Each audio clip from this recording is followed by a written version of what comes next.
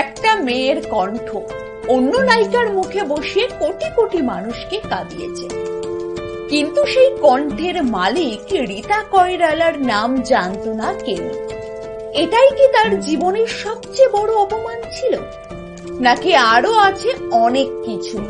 এই গল্প একটা মঞ্চাভিনেত্রীর নয়, একজন লড়াকু নারীকে নিয়ে, যার কণ্ঠ ছিল আগুন, যার আত্মসম্মান ছিল পাহাড় সমান, কিন্তু যাকে আমরা কেবল মা চরিত্রেই দেখতে শিখেছি। ভুলে গেছি মাও নায়িকা হতে পারে। এই গল্প শুধু এক অভিনেত্রীর নয়, এই গল্প একটা অস্তিত্বের লড়াই। দুঃখের ছায়া বারবার এসে পড়েছে তার জীবনে। রীতা কৈরাল।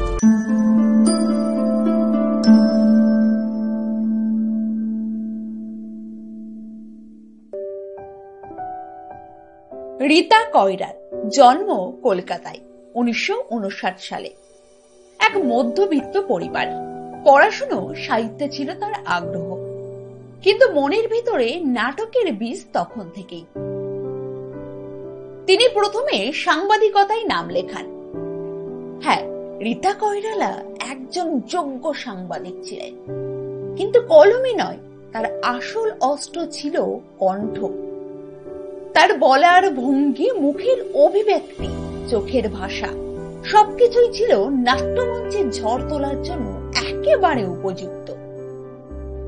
তার নাটকের হাতে খড়ি হয়েছিল বিপ্লবী নাট্য দলের মাধ্যমে। সেই সময় থেকেই বোঝা যাচ্ছিল এই মেয়ে সবার থেকে আলাদা।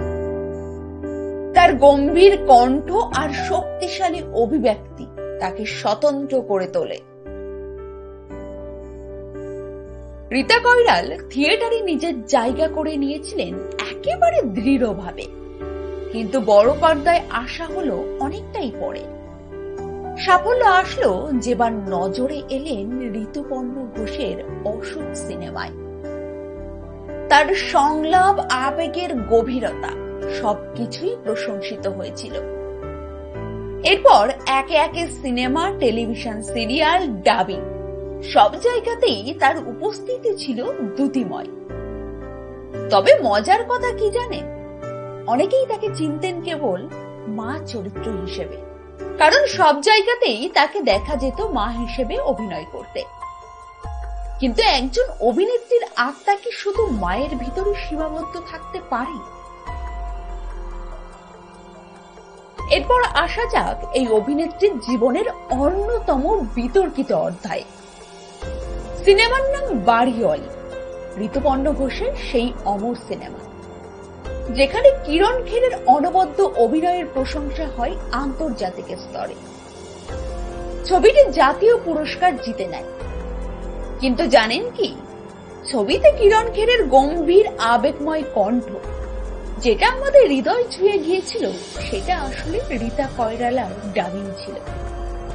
হ্যাঁ, পুরো ছবিতে কিরণ খেরের মুখে কণ্ঠ দিয়েছেন রীতা, কারণ প্রযোজকেরা মনে করেছিলেন কিরণের উচ্চারণ বাঙালি মহিলার চরিত্রে একেবারেই খাপ খায় না। কিন্তু অবাক করা ব্যাপার হলো, জাতীয় পুরস্কার ঘোষণার সময় রীতার নাম কোথাও বলা হলো না। যার কণ্ঠ ছবিটাকে জিতিয়ে দিলেন জাতীয় পুরস্কার, তার নামটাও সম্মানের সঙ্গে উচ্চারণ করা হলো না। এই অপমান ছিল এক শিল্পীর অস্তিত্ব নিয়ে প্রশ্ন তোলা, যা নীরবে দেখে নিল বাংলা সিনেমা জগৎ। প্রতিবাদ করলে হুমকির সম্মুখীন হতে হয়েছিল রীতাকে।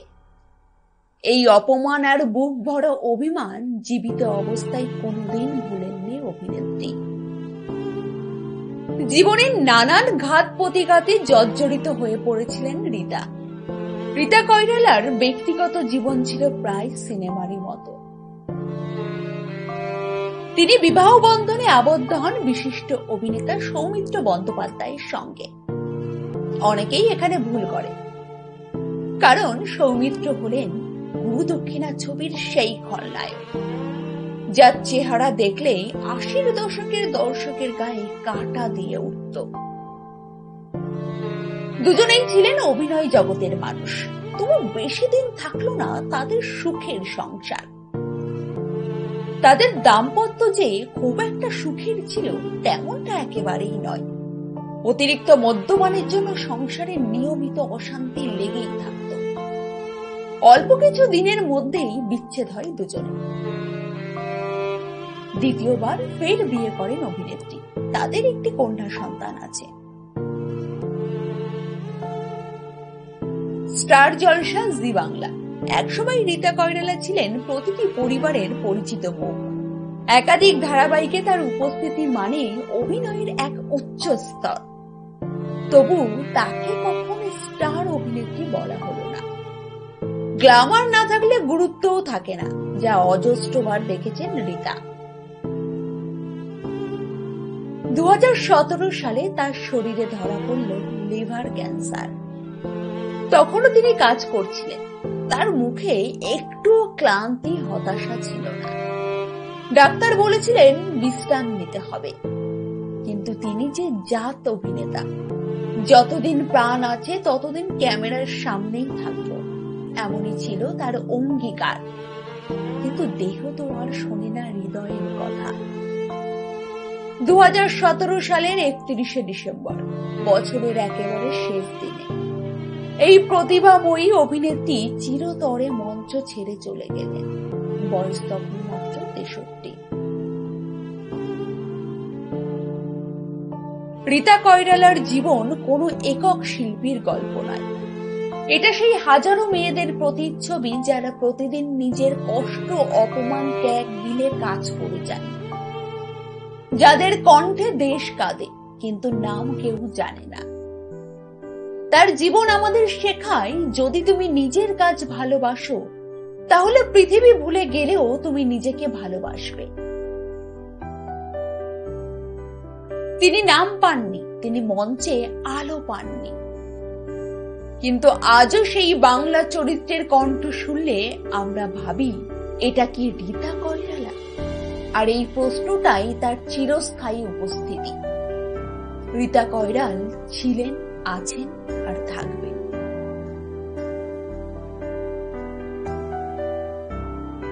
রীতা কয়রালার অভিনীত কোন সিনেমাটি আপনাদের সবথেকে পছন্দের? কমেন্ট করে জানাতে ভুলবেন না আমাদেরকে।